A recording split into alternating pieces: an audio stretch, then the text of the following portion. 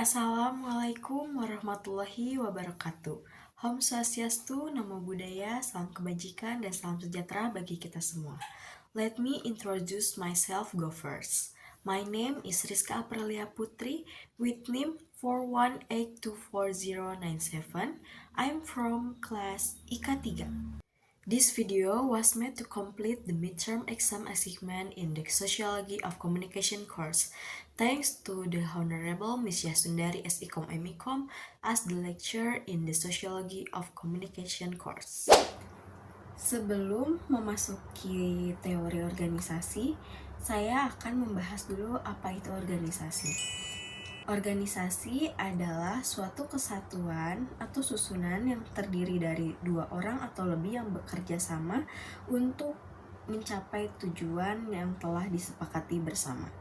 Organisasi dapat dibentuk atau dapat terbentuk perkumpulan seperti lembaga, perusahaan, atau kelompok kerja yang memiliki struktur, aturan, dan fungsi masing-masing. Secara umum, organisasi adalah wadah bagi sekumpulan orang yang bekerja sama secara terstruktur untuk mencapai tujuan bersama. Organisasi biasanya memiliki ciri-ciri. Di sini saya akan membagikan 4 ciri yang biasanya dimiliki oleh setiap organisasi. Yang pertama yaitu ada tujuan yang jelas. Setiap organisasi memiliki tujuan spesifik yang ingin tercapai atau goals yang ingin dicapai bersama.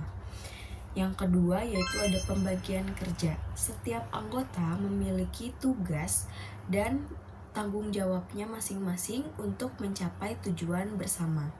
Yang ketiga yaitu ada struktur formal.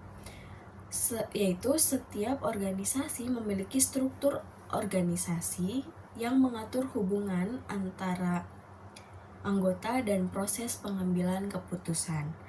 Dan yang terakhir yaitu yang keempat ada interaksi atau komunikasi. Setiap anggota organisasi saling berinteraksi dan berkomunikasi untuk mencapai tujuan bersama. Dan setiap organisasi tentunya memiliki tujuan.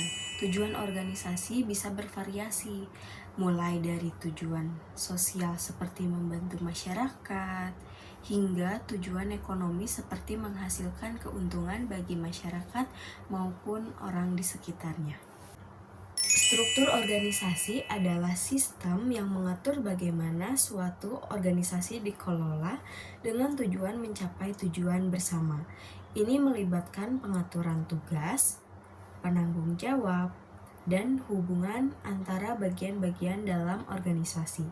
Struktur organisasi menentukan bagaimana organisasi beroperasi dan membantu mencapai tujuan bersama. Di sini saya akan memberikan 4 contoh organisasi di dalam bidang-bidang yang berbeda.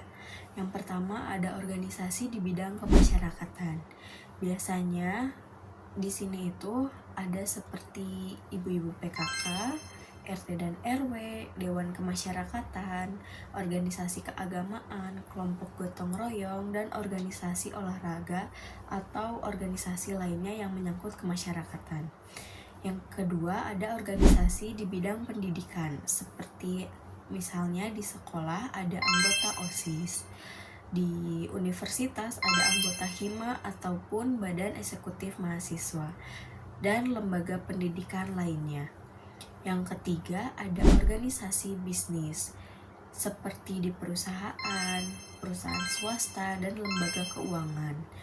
Yang keempat ada organisasi pemerintah. Biasanya itu seperti departemen, kementerian, dan lembaga pemerintahan lainnya. Selanjutnya kita akan memasuki materi teori organisasi. Sebelum itu saya akan menjelaskan apa itu teori organisasi. Teori organisasi adalah studi tentang bagaimana organisasi disusun, berfungsi, dan berkembang, memberikan kerangka kerja untuk memahami struktur, dinamika, dan proses dalam organisasi. Teori ini membantu memahami bagaimana berbagai faktor seperti struktur, budaya, dan perilaku anggota organisasi yang mempengaruhi efektivitas dan kinerja organisasi. Dalam teori organisasi, memiliki 5 elaborasi yang penting bagi organisasi. Yang pertama ada studi sistematis, yaitu teori organisasi melibatkan analisis sistematis terhadap bagaimana organisasi bekerja, termasuk bagaimana mereka mengatur sumber daya, membagi tugas, dan mengambil keputusan.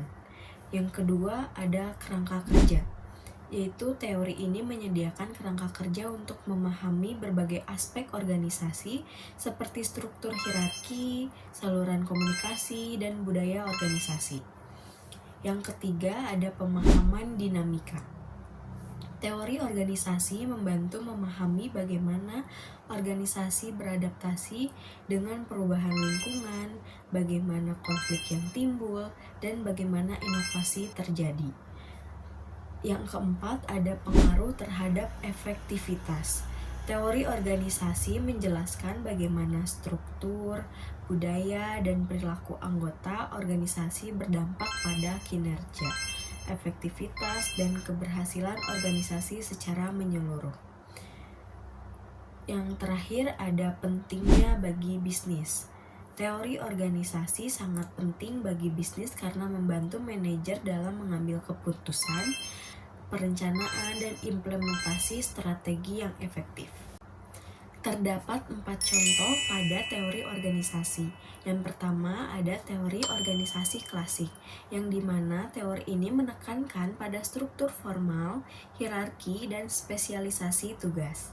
Yang kedua yaitu ada teori hubungan manusia, yang dimana teori ini menekankan pada pentingnya hubungan interpersonal, kepuasan kerja, dan motivasi karyawan. Yang ketiga, ada teori sistem.